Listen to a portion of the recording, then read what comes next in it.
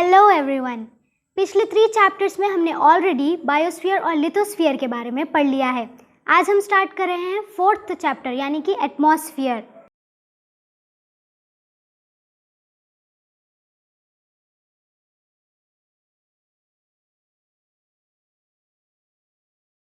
हम वो ऑक्सीजन लेते हैं जो कि एयर में यानी कि एटमॉस्फेयर में प्रेजेंट होता है। इस ऑक्सीजन को लेने के बाद हम कार्बन डाइऑक्साइड रिलीज करते हैं जो वापस एटमॉस्फेयर में चला जाता है। इसी कार्बन डाइऑक्साइड को प्लांट्स लेते हैं फोटोसिंथेसिस में यूज़ करने के लिए और हमें देते हैं फ्रूट्स और वेजिटेबल्स, जिससे हमें प्रोटीन्स, फैट्स, कार्बोहाइड्रेट्स और वो मिनरल्स मिलते हैं जो कि ज़िंदा रहने के लिए ज़रूरी है। ये एटमॉस्फेरिक एयर ही है जो कि एवापोरेशन के टाइम पर वाटर पर सनलाइट पड़ने के बाद वाटर को नीचे ओशंस में से ऊपर एयर में ट्रांसफ़र करती है क्लाउड बनने के लिए। एयर की वजह से रॉक्स और सॉइल थाउजेंड्स ऑफ किलोमीटर दूर से इरोड होकर आते हैं। इसका मतलब ये है कि अगर एयर नहीं होती तो हम प्लांट्स और अलग अलग तरीके के क्रॉप्स ग्रो नहीं कर पाते। अब यहाँ पर कुछ सिचुएशंस बताई गई हैं, जैसे बिना एयर यानी कि एटमॉस्फेयर के हम मानसून रेन्स एंजॉय नहीं कर पाते। अगर बलून को छोड़ते तो वो उड़ नहीं पाता और हवा के बिना हमारे फ्लैग्स लहराते भी नहीं, और बहुत कुछ। एटमॉस्फेयर एक गैसेस से भरा हुआ समुद्र की तरह है, और अगर ऐसे देखा जाए तो हम इस गैसेस से भरे समुद्र में तैर रहे हैं। और इस समुद्र में 78% नाइट्रोजन, 21% ऑक्सीजन और दूसरे गैसेस जैसे argon, methane, neon, carbon dioxide, oxygen जैसे गैसेस भी कम मात्रा में प्रेजेंट हैं। अब तक आप लोगों ने वाटर वेपर को भी मॉइस्ट समझा होगा, लेकिन ये भी एक गैस है जो कि एटमॉस्फेयर में 0.4% की वॉल्यूम में प्रेजेंट होता है। इन सब चीज़ों से हटकर एटमॉस्फेयर में डस्ट पार्टिकल्स भी होते हैं। अर्थ के साइज़ के हिसाब से अगर हम देखें तो एटमॉस्फेयर एक थिन ब्लैंकेट की तरह है जो अर्थ को कवर करता है, और ये ब्लैंकेट 1000 किलोमीटर्स की थिक है। नासा ने ये एग्जाम्पल दिया है कि अगर अर्थ फुटबॉल की तरह है तो उसे रैप करने वाला एटमॉस्फेयर यहाँ पर एक प्लास्टिक रैपर की तरह है। अब हमारा नेक्स्ट टॉपिक है स्ट्रक्चर ऑफ एटमॉस्फेयर। जैसे अर्थ और ओशन अलग अलग लेयर्स में डिवाइडेड है, वैसे ही एटमॉस्फेयर भी 2 अलग अलग लेयर्स में डिवाइडेड है, जो है होमोस्फीयर और हेटेरोस्फीयर। पहले हम होमोस्फीयर की बात करते हैं। होमोस्फीयर की हाइट 90 किलोमीटर्स तक एक्सटेंड होती है। नाइट्रोजन, ऑक्सीजन, कार्बन डाइऑक्साइड और आर्गन जैसी गैसेस से होमोस्फीयर की फॉर्मेशन हुई है। होमोस्फीयर के 3 अलग अलग सब लेयर्स हैं, जो है ट्रोपोस्फीयर, स्ट्रैटोस्फीयर और मेसोस्फीयर।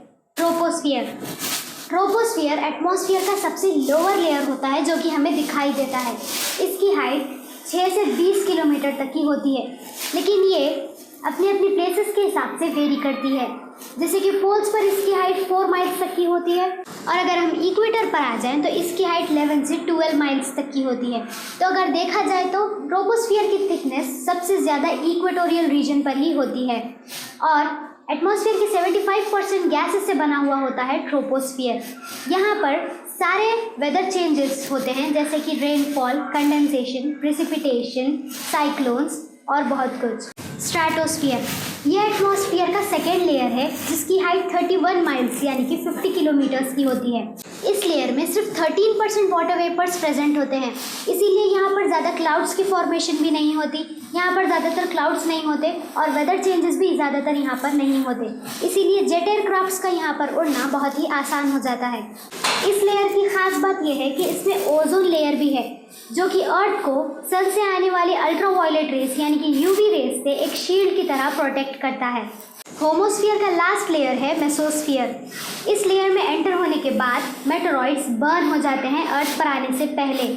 इस लेयर की हाइट 20 किलोमीटर्स तक की होती है, और हाँ, इस लेयर से हम जितना ऊपर जाते जाएंगे सर्दी उतनी ही बढ़ती जाएगी और ऑक्सीजन उतना ही कम होता चला जाएगा। ये 3 लेयर्स थे होमोस्फीयर के। अब हम हेटेरोस्फीयर की बात करते हैं। होमोस्फीयर के 90 किलोमीटर्स के बाद एटमॉस्फेयर का सारा एरिया हेटेरोस्फीयर का ही होता है। इसे हम हेटेरोस्फीयर इसीलिए बुलाते हैं क्योंकि इसमें हेटेरोजीनियस कॉम्पोजिशन होते हैं। अब आप पूछेंगे कि हेटेरोजीनियस कॉम्पोजिशन का मतलब क्या है? तो ये है कि जब हम 2 अलग अलग कंपाउंड्स को मिक्स कर देते हैं उन्हें बिना मेल्ट किए, ताकि जब हम उन्हें माइक्रोस्कोप से देखें तो वो साथ तो होंगे पर एक दूसरे के साथ मिक्स नहीं होंगे, अलग अलग होंगे। फॉर एग्जाम्पल, अगर आप एक टॉय बॉक्स में बहुत सारे अलग अलग टॉयज़ रखते हैं तो वो एक दूसरे के साथ तो होंगे लेकिन एक दूसरे में मिक्स नहीं हो जाएंगे। इन्हें आप दूर से अगर देखें तो आपको हर टॉय अलग अलग दिखाई देगा। और ऐसे ही नॉन यूनिफॉर्म यानी कि अनअलाइक कंपाउंड से हेटेरोस्फीयर बना हुआ है। अब ये तो थी इसकी मीनिंग। इसके दो सब लेयर्स भी हैं जो है थर्मोस्फीयर और एक्सोस्फीयर। थर्मोस्फीयर की हाइट 400 किलोमीटर तक एक्सटेंड होती है। इसे हम आयोनस्फीयर भी कहते हैं। अब क्योंकि अर्थ से जितने भी रेडियो वेव्स ट्रांसमिट होते हैं वो थर्मोस्फीयर से वापस पीछे रिफ्लेक्ट होकर अर्थ पर ही आ जाते हैं इसके फुल्ली चार्ज्ड आयॉन्स की वजह से। एक्सोस्फीयर ये एटमॉस्फेयर का पहला लेयर है जो अर्थ को, सारे एटमॉस्फेयर को भी सनरेज से प्रोटेक्ट करता है, बिल्कुल एक फर्स्ट शील्ड की तरह। ये एटमॉस्फेयर का एड्ज है क्योंकि इसके बाद स्पेस स्टार्ट हो जाता है। इसमें लाइट एटमॉस्फेरिक गैसेस होती हैं जैसे कि हीलियम और hydrosphere. Pressure belts and planetary winds. हमारे आसपास जितनी भी एयर है वो मॉलिक्यूल्स के फॉर्म में होती है और ये मॉलिक्यूल्स कॉन्स्टेंटली एक दूसरे को पुश करते रहते हैं और अगर इनके बीच में कोई एक दूसरा ऑब्जेक्ट भी आ जाए तो ये उसे भी पुश कर देते हैं। इस पुश करने के तरीके को हम कहेंगे एयर प्रेशर। अगर आप कोई ऑब्जेक्ट बाहर एयर में रख देते हैं तो उस पर एयर प्रेशर सिर्फ ऊपर से नहीं पड़ेगा बल्कि उन सारी साइड्स पर पड़ेगा जो सारी साइड्स ऑब्जेक्ट की एक्सपोज्ड हैं एयर के लिए। एयर का प्रेशर उतना ज़्यादा होगा जितने ज़्यादा उसके अंदर मॉलिक्यूल्स होंगे। एयर का प्रेशर अर्थ पर ज़्यादातर होता है क्योंकि अर्थ अपने ग्रेविटेशनल फोर्स की वजह से सारे मॉलिक्यूल्स को अपनी तरफ पुल कर लेती है। लेकिन हालात बदल जाते हैं अगर वहाँ पर सनलाइट आ जाए तो। सनलाइट जब अर्थ पर पड़ती है तो सारी हवा के मॉलिक्यूल्स भी गर्म हो जाते हैं और इसकी वजह से वो चार्ज हो जाते हैं। वो अपनी फुल फोर्स की वजह से ऊपर फ्लाई करना स्टार्ट कर देते हैं। ग्रेविटेशनल फोर्स के अगेंस्ट जब ये अपनी सारी एनर्जी से अपने आप को ऊपर की तरफ पुल करते हैं उसके बाद इनकी एनर्जी ड्रेन हो जाती है और फिर इनके पास उतनी ताकत नहीं बचती कि ये ग्रेविटेशनल फोर्स के अगेंस्ट जाएं, तो ये वापस नीचे अर्थ पर आ जाते हैं। इसीलिए जियोग्राफर्स कहते हैं कि जब गर्मी ज़्यादा होती है तो एयर का प्रेशर कम होता है और जब एनवायरनमेंट कूल होता है तब एयर का प्रेशर बहुत ही ज़्यादा होता है क्योंकि उसके बाद सारे मॉलिक्यूल्स अर्थ पर ही होते हैं। ओशन से अगर हम लैंड सरफेस को कंपेयर करते हैं तो ओशन ज़्यादा टाइम लेता है हीट होने में, जबकि लैंड सरफेसेस बहुत ही जल्दी हीट हो जाते हैं। इसी की वजह से ओशन के ऊपर की जो एयर होती है वो भी बहुत ही देर से हीट होती है और लैंड के ऊपर की जो एयर होती है वो बहुत ही जल्दी हीट हो जाती है। और अगर हम कूल होने की बात करें तो लैंड सरफेस ही बहुत ही जल्दी कूल होता है जिसकी वजह से लैंड सरफेस की ऊपर की एयर भी जल्दी ही कूल हो जाती है और ओशन को कूल होने में बहुत ही ज़्यादा टाइम लगता है। इसीलिए ओशन के ऊपर की एयर भी कूल होने में ज़्यादा टाइम ले लेती है। इसीलिए हर जगह का एयर प्रेशर अलग अलग होता है। अर्थ के जो ट्रॉपिकल लैटिट्यूड्स हैं उन पर ज़्यादा सनलाइट पड़ती है कंपेयर टू पोलर लैटिट्यूड्स, तो टेम्परेचर के हिसाब से भी एयर के प्रेशर में बहुत सारे वेरिएशंस आते हैं। हॉट एयर जो ऊपर एटमॉस्फेयर में राइज होती है वो ऊपर जाने के बाद दोबारा ठंडी हो जाती है जिसके बाद वो बिखरना स्टार्ट हो जाती है। अब एयर जो रास्ते से आई थी उस रास्ते दोबारा तो नहीं जा सकती, इसीलिए ये नॉर्थन और साउथन हेमिस्फीयर की तरफ स्प्रेड होना स्टार्ट हो जाती है। इससे एक लोअर प्रेशर बेड बन जाता है। अब एयर का कुछ पार्ट वापस इक्वेटोरियल रीजन में चला जाता है जो फिर से गर्म होने के बाद ऊपर राइज हो जाता है और यह साइकिल चलती रहती है। और एयर का कुछ पार्ट ऊपर पोल्स की तरफ चला जाता है जिसे हम पार्ट ए कहेंगे विंड का। और वो विंड्स जो ऑलरेडी पोल्स पर होते हैं उनका एयर प्रेशर बहुत ही हाई होता है, तो इसीलिए ये लोअर एयर प्रेशर वाले पार्ट्स पर आने की कोशिश करते हैं जिससे ये पार्ट ए वाले विंड के साथ मिक्स हो जाते हैं। विंड्स कॉन्स्टेंटली पूरे अर्थ पर घूमते रहते हैं। इक्वेटोरियल रीजन में हॉट एयर राइज हो जाती है वहाँ के टेम्परेचर की वजह से और एक लोअर प्रेशर बेल्ट के फॉर्म में बन जाती है जिसे हम इंटर ट्रॉपिकल कन्वर्जेंस जोन यानी ITCZ कहेंगे।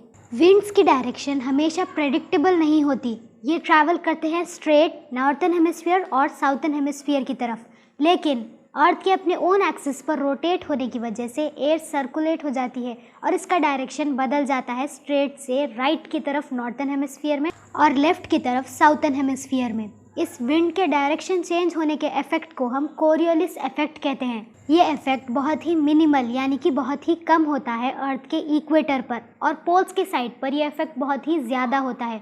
इसी की वजह से एटमॉस्फेयर सारे अर्थ के साइड्स को एक्सप्लोर कर पाता है। विंड्स बहुत ही बड़ा रोल प्ले करते हैं क्लाइमेटिक पैटर्न्स में, और हिस्ट्री में भी विंड्स को बहुत ही इम्पॉर्टेंट रोल दिया गया है। एग्जाम्पल के लिए वास्को ड गामा ने विंड्स को यूटिलाइज करके इंडिया को नेविगेट किया था, और विंड्स ने ही उन्हें इंडिया से पोर्टुगल तक वैल्यूबल चीज़ें ट्रांसपोर्ट करने में हेल्प की थी, जैसे सिनेमन और पेपर। और आखिर में विंड्स की ही वजह से क्लाइमेटिक पैटर्न्स में चेंजेस हो पाते हैं। Classification of winds. तो यहाँ पर विंड्स 3 अलग अलग टाइप के होते हैं, प्लैनेटरी विंड्स, लोकल विंड्स और सीजनल विंड्स। जो विंड्स साल के 12 महीने अर्थ पर घूमते रहते हैं वो होते हैं प्लैनेटरी विंड्स। सीजनल विंड्स वही जो सीजनल हो, और लोकल विंड्स वो जो कैरेक्टर में लोकल हो। प्लैनेटरी विंड्स, जो विंड्स कंटिन्यूसली और रेगुलरली प्रेशर बेल्ट्स पर घूमते रहते हैं वो है प्लैनेटरी विंड्स। अब प्लैनेटरी विंड्स के भी 3 अलग अलग टाइप्स होते हैं। पहला है ट्रेड विंड्स। वर्ल्ड के ट्रॉपिकल जोन पर घूमने वाली हवा को हम ट्रेड विंड्स कहेंगे। ये विंड्स ईस्ट से वेस्ट की तरफ मूव होते हैं। अब प्लैनेटरी विंड का दूसरा टाइप है वेस्टरलाइज। वेस्टरलाइज टेम्परेचर बेल्ट्स पर उड़ते हैं। अब टेम्परेचर बेल्ट्स क्या है? अर्थ के अलग अलग टेम्परेचर्स की वजह से बनने वाले जोन्स को हम टेम्परेचर जोन्स कहेंगे, और ये वेस्टरलाइज वेस्ट से ईस्ट की तरफ मूव होते हैं। पोलर रीजन में हमें ईस्टरलाइज भी देखने को मिल जाएंगे, जो कि ईस्ट से वेस्ट की तरफ मूव करते हैं। अब प्लैनेटरी विंड्स का लास्ट टाइप है पोलर विंड्स, जो ऑफ कोर्स पोलर रीजन में ही होते हैं। प्रेशर और विंड सिस्टम की ही वजह से इंटरैक्शन हो पाता है हाइड्रोस्फीयर और लिथोस्फीयर के बीच का। ये विंड ही है जो हीट और मॉइस्चर को अर्थ के एक जगह से दूसरी जगह पर ट्रांसपोर्ट करती है, और इंश्योर करती है कि अर्थ का कोई भी रीजन एक्सेसिव हॉट या एक्सेसिव कोल्ड ना रह जाए, और अर्थ पर एक लाइफ सर्वाइव कर पाए। अगर मून की तरह हमारे पास भी एटमॉस्फेयर नहीं होता तो या तो अर्थ एक्सेसिव हॉट होती डे टाइम में, या तो एक्सेसिव कोल्ड होती नाइट टाइम में। विंड्स वैसे भी हीट और मॉइस्चर को अर्थ के हर कॉर्नर में इक्वली डिस्ट्रीब्यूट नहीं कर पाते, इसीलिए हमारे कुछ रीजन्स हॉट होते हैं, कुछ रीजन्स कोल्ड होते हैं, कुछ रीजन्स में हाई रेनफॉल होती है तो कुछ रीजन्स डेजर्ट होते हैं। अब ये तो था प्लैनेटरी विंड्स के बारे में। अब नेक्स्ट है सीजनल विंड्स। इंडिया में रेनफॉल होती है सीजनल विंड्स की वजह से, जिसे हम मॉनसून कहते हैं। मॉनसून ये वर्ड एक अरबिक वर्ड से डिराइव किया गया है, जिसका मतलब है मौसम। मॉनसून की एग्जिस्टेंस होती है लैंड और सी की डिफरेंशियल हीटिंग की वजह से। लैंड जल्दी गर्म हो जाती है compare to oceans summer season में, जिसकी वजह से इंडिया के लैंड मास का एयर प्रेशर बहुत ही लो रहता है, लेकिन ओशन के ऊपर का लैंड प्रेशर बहुत ही हाई होता है। मॉनसून सीजन में नॉर्थ वेस्ट इंडिया में एक लो प्रेशर फॉर्म हो जाता है, और साउथ ईस्ट के ट्रेड विंड्स यानी साउथ वाले विंड्स ऊपर की तरफ इक्वेटर को क्रॉस करके आना स्टार्ट करते हैं, जो कि कोलोरियस इफेक्ट की वजह से साउथ वेस्ट मानसून्स बन जाते हैं, और इफेक्ट होता है पेनिनसुलर इंडिया पर यानी साउथ इंडिया पर और नेबरिंग कंट्रीज़ पर। और विंटर सीजन में ये साइकिल रिवर्स हो जाती है, प्रेशर बेल्ट्स रिवर्स हो जाते हैं, यानी कि अब नॉर्थ ईस्ट ट्रेड इक्वेटर को क्रॉस करता है और नॉर्थ वेस्ट पर मानसून की फॉर्मेशन होती है, यानी नॉर्थ पार्ट्स इंडिया के और नॉर्थ ईस्ट पार्ट ऑस्ट्रेलिया पर होता है कोलोरियस इफेक्ट का असर। विंड्स का तीसरा टाइप है लोकल विंड्स। लोकल विंड्स जैसे sea breeze, land breeze temperature और प्रेशर के छोटे से वेरिएशन पर ब्लो होते हैं, और इनका असर भी स्मॉल एरियाज पर ही होता है। हॉट लोकल विंड्स एरिया के टेम्परेचर को बहुत ही ऊपर ले जाते हैं, राइज कर देते हैं, और कूल लोकल विंड्स एरिया के टेम्परेचर को कभी कभी फ्रीजिंग पॉइंट्स तक भी लेकर आ जाते हैं। ये लोकल विंड्स फ्लोट होते हैं एटमॉस्फेयर के सबसे लोअर लेयर ट्रोपोस्फियर में। ये तो था लोकल विंड्स के बारे में। अब इसके नीचे हॉट लोकल विंड्स वाला एक पिंक कलर का बॉक्स आपको दिखेगा, जिसमें फर्स्ट वन है चिनूक। ये लोकल विंड है यूएसए कनाडा की। बहुत सारे लोगों का बिलीव है कि चिनूक का मतलब स्नो ईटर होता है, लेकिन एक्चुअली में चिनूक अमेरिका के उस ट्राइब का नाम है जिन्होंने पहली बार अपने रीजन में इस एयर को फील किया था। ये हॉट और ड्राई विंड है जो माउंटेन के टॉप एरिया से नीचे की तरफ आती है और लैंड और ग्रास को स्नो फ्री कर देती है। हॉट लोकल विंड्स में सेकेंड वन है लू। ये हॉट और ड्राई विंड है जो मई और जून के मंथ में नॉर्थ इंडिया में ट्रैवल करती है फ्रॉम वेस्ट टू ईस्ट। ये टेम्परेचर को इतने हाई लेवल पर लेकर चली जाती है कि इसकी वजह से लोगों को सन स्ट्रोक हो जाते हैं। नेक्स्ट है कोल्ड लोकल विंड्स, जिसमें सबसे ज़्यादा फेमस है मिस्ट्रल। ये कोल्ड ड्राई विंड है जो कि फ्रांस से मेडिटेरियन सी की तरफ जाती है। सेकेंड है पूना, जो लोकल कोल्ड एयर है वेस्टर्न साउथ अमेरिका के एंडीज रीजन की। थर्ड है पैम्पेरो, जो कि लोकल कोल्ड विंड है साउथ अमेरिका के पैम्पस रीजन की। Weather and climate. वेदर और क्लाइमेट हमारी लाइफ में बहुत ही इम्पॉर्टेंट रोल प्ले करते हैं, लेकिन फिर भी बहुत सारे लोग इन दोनों के बीच का डिफरेंस नहीं जानते और इसमें कंफ्यूज हो जाते हैं। एटमॉस्फेयर जो गैसेस और डस्ट पार्टिकल्स से बना हुआ है, एक जगह पर रुकता नहीं, ये ऊपर और नीचे की तरफ हॉरिजॉन्टल वे में ट्रैवल करता रहता है, जिसकी वजह से इसके कैरेक्टरिस्टिक्स भी बदलते रहते हैं। जैसे ये कभी वार्म, कभी कूल, कभी वेट या कभी ड्राई, इन सब कंडीशंस में बदलता रहता है। एटमॉस्फेयर के कंडीशंस को बहुत ही कम टाइम पीरियड के लिए डिस्क्राइब अगर हम करते हैं तो वहाँ पर हम वेदर की बात कर रहे हैं। स्मॉल पीरियड ऑफ टाइम यानी कि ऑलमोस्ट 10 डेज। वेदर कभी भी चेंज हो सकता है, एक दिन में भी। On the other hand climate describe करता है एक स्पेसिफिक एरिया के एवरेज एटमॉस्फेरिक कंडीशंस को। क्लाइमेटिक डिस्क्रिप्शंस बेस्ड होते हैं डिकेड्स ऑफ एटमॉस्फेरिक डाटा और इस डाटा के एवरेजेस पर। क्लाइमेटिक डिस्क्रिप्शंस हमें बताते हैं कि एक स्पेसिफिक ईयर में कितने क्लाइमेटिक चेंजेस होने वाले हैं, लेकिन एक स्पेसिफिक डे के बारे में ये नहीं बता पाते। ह्यूमिडिटी एंड प्रेसिपिटेशन, इसमें हम समझेंगे कि कैसे वाटर साइकिल प्रोसेस करती है एटमॉस्फेयर के अंदर। ये बात तो हम सब जानते ही हैं कि वाटर साइकिल के वाटर वेपर की वजह से ही लिथोस्फीयर और हाइड्रोस्फीयर एक दूसरे से इंटरैक्ट कर पाते हैं, यानी कि वाटर और एयर। वाटर वेपर बहुत ही इम्पॉर्टेंट कंपोनेंट है एटमॉस्फेयर का, और वाटर वेपर का अमाउंट हर जगह पर अलग अलग होता है और टाइम के साथ साथ ये अमाउंट बदलता भी रहता है। जैसे कि विंटर सीजन में एटमॉस्फेयर ड्राई और कोल्ड हो जाता है, जिसकी वजह से हमारी स्किन भी ड्राई और इची हो जाती है और इसमें क्रैक्स आने लगते हैं। और अगर हम समर सीजन की बात करें तो हाई सनलाइट की वजह से ज़्यादा वाटर एवोपरेट होता है, जिसकी वजह से ह्यूमिडिटी लेवल बढ़ जाता है और हम स्वेटी फील करते हैं। ह्यूमिडिटी वो अमाउंट ऑफ वाटर वेपर है जो कि एयर में प्रेजेंट है। हाई ह्यूमिडिटी यानी समर सीजन में ज़्यादा सनलाइट की वजह से जब ज़्यादा वाटर एवोपरेट होता है, हम स्वेटी फील करते हैं क्योंकि हमारा स्वेट भी एवोपरेट नहीं हो सकता। और लो ह्यूमिडिटी यानी कि विंटर सीजन में ड्राई विंड्स की वजह से हमें थर्स्टी फील होता है। कंडेंसेशन। कंडेंसेशन बिल्कुल ही ऑपोजिट होता है एवोपरेशन प्रोसेस से, क्योंकि एवोपरेशन प्रोसेस में लिक्विड वाटर वाटर वेपर में कन्वर्ट होता है, लेकिन कंडेंसेशन में वाटर वेपर फिर से लिक्विड वाटर में कन्वर्ट होकर नीचे ज़मीन पर आ जाता है। कंडेंसेशन एटमॉस्फेयर के अलावा लैंड पर भी हो सकती है। फॉर एग्जाम्पल, एक ग्लास में अगर हम चिल्ड वाटर डालते हैं तो ग्लास का आउटर कोल्ड एरिया जो है उसमें एटमॉस्फेयर में होने वाली ह्यूमिड एयर अट्रैक्ट हो जाती है, जिससे हमें वाटर ड्रॉपलेट्स ग्लास के आउटर एरिया पर भी दिखते हैं। यही है कंडेंसेशन। मिलियन और मिलियंस ऑफ ड्रॉपलेट्स एक साथ नीचे आते हैं अलग अलग काइंड ऑफ क्लाउड्स से, लेकिन अगर क्लाउड्स बहुत ही ज़्यादा कोल्ड हुए तो इसमें से आइस क्रिस्टल्स भी आ सकते हैं। क्लाउड्स भी अपने हाइट और फॉर्म्स के हिसाब से अलग अलग टाइप्स में क्लासिफाइड होते हैं। जैसे हायर लेवल के क्लाउड्स को हम कहते हैं सिरस क्लाउड्स, मिडिल लेवल के क्लाउड्स को कहेंगे क्यूमुलस क्लाउड्स, और लास्ट यानी कि लोअर लेवल के क्लाउड्स को हम कहेंगे स्ट्रैटस क्लाउड्स। और अगर इन तीनों क्लाउड्स को हम कंबाइन कर देते हैं तो एक स्पेशल क्लाउड होता है जिसका नाम है निम्बस। ये स्पेशली रेन को कैरी करने के लिए होता है। यूजुअली इसका कलर डार्क ब्लैक या ग्रे होता है। कंडेंसेशन की वजह से ड्रॉपलेट्स हैवी हो जाते हैं और अर्थ पर प्रेसिपिटेट होते हैं रेन, स्नो या हेल यानी कि ओलों के फॉर्म में। अगर ये ड्रॉपलेट्स बहुत ही अर्थ के नज़दीक कंडेंस होते हैं तो ये बहुत लाइट वेट के हो जाते हैं, जिससे हमें फॉग मिलती है।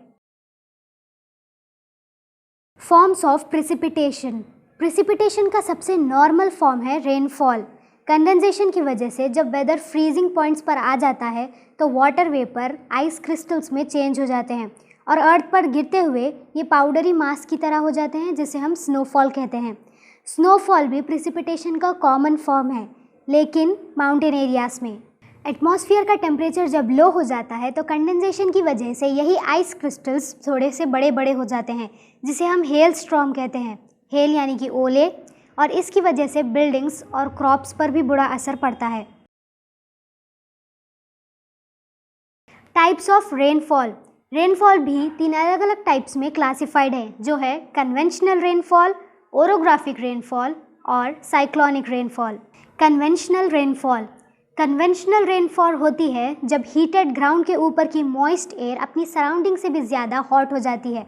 हॉट होने के बाद ये एयर ऊपर की तरफ राइज अप होने लगती है, जिसके बाद ये एक्सपैंड हो जाती है और कूल होने के बाद वापस कंडेंसेशन की वजह से रेनफॉल के फॉर्म में गिरती है। इस तरह की रेनफॉल हमें समर सीजन में देखने को मिलती है, जो एक तेज़ शावर की तरह होकर बहुत ही कम टाइम में रुक जाती है। दिन के हॉटेस्ट डे के बाद इस तरह की रेनफॉल लाइट थंडर और लाइटनिंग के साथ आती है। ओरोग्राफिक रेनफॉल, ओरोग्राफिक, ये वर्ड डिराइव किया गया है एक ग्रीक वर्ड से जो है ओरोस, जिसका मतलब होता है माउंटेन। इसे हम ओरोजेनिक रेनफॉल भी कहते हैं। ये रेनफॉल होती है जब मॉइस्ट एयर माउंटेन के ऊपर की तरफ जाती है और कंडेंसेशन की वजह से इसी साइड पर ज़्यादा प्रेसिपिटेशन होती है। माउंटेन के दो अलग अलग साइड्स होते हैं, जो है विंडवार्ड और लीवार्ड। जो एयर ऊपर की तरफ माउंटेन के जाती है उसी साइड पर बहुत ही ज़्यादा प्रेसिपिटेशन यानी कि रेनफॉल होती है, वो साइड है विंडवार्ड। जबकि ऑपोजिट साइड में लीवार्ड में बिल्कुल भी ज़्यादा प्रेसिपिटेशन नहीं होती। यह पैटर्न कॉमनली ऑब्जर्व किया जाता है इंडिया के वेस्टर्न कोस्ट में। अरेबियन सी एयर को फोर्स करता है राइज अप होने के लिए, जिसके बाद एयर ऊपर जाकर एक्सपैंड हो जाती है और कूल होने के बाद कंडेंसेशन की वजह से रेनफॉल के फॉर्म में गिरती है। लेकिन वेस्टर्न कोस्ट का एक दूसरा पार्ट भी है जिस पर ज़्यादा रेनफॉल नहीं होती और इसकी वजह से वहाँ पर मॉइस्चर और रेनफॉल की कमी की वजह से ड्राई हो जाता है वो एरिया। इसीलिए इस रीजन को हम रेन शैडो रीजन भी कहते हैं। साइक्लोनिक रेनफॉल, ये उस टाइप की रेनफॉल है जो साइक्लोन्स और डिप्रेशन के टाइम पर अक्कर होती है। यूजुअली साइक्लोन्स दो अलग अलग टाइप के होते हैं, जो है ट्रॉपिकल साइक्लोन और टेम्परेट साइक्लोन। अब ये साइक्लोनिकल रेनफॉल अक्कर कहाँ पर होती है? तो जो वार्म ट्रॉपिकल एयर और कोल्ड पोलर एयर होती है, इन दोनों के बीच की जो बाउंड्री है उस पर यह रेनफॉल अक्कर होती है। साइक्लोन वर्ड एक ग्रीक वर्ड से डिराइव किया गया है जो है काइक्लोन, जिसका मतलब है रिवॉल्विंग। ट्रॉपिकल साइक्लोन्स जो होते हैं ये एक वार्म सर्कुलेशन के टाइप के होते हैं जो कि ट्रॉपिकल रीजन्स में बनते हैं। ये एक सर्कल के फॉर्म में होते हैं जिसका डायमीटर बहुत ही छोटा है और 26 से 27 डिग्री सेल्सियस वाले वार्म वाटर में ये बनते हैं। साइक्लोन्स की वजह से एयर ऊपर की तरफ चली जाती है, जिसकी वजह से रेनफॉल होती है। टेम्परेट साइक्लोन्स बनते हैं जब ये कोल्ड, डेंस और ड्राई एयर यानी कि पोलर रीजन वाली एयर मिलती है वार्म, लाइट और वेट एयर यानी कि लैटिट्यूड्स वाली एयर से। इन दोनों के मिलने के बाद कोल्ड एयर वार्म वाली एयर को ऊपर की तरफ पुश करती है, जिसकी वजह से प्रेसिपिटेशन होती है। टेम्परेट साइक्लोन इन्हीं वार्म और कोल्ड विंड के इंटरैक्शन की वजह से बनता है। इसी के साथ आज का लेसन ख़त्म होता है। अगर आपको ये वीडियो हेल्पफुल लगी तो वीडियो को लाइक और चैनल को सब्सक्राइब करिए। मिलते हैं नेक्स्ट वीडियो में।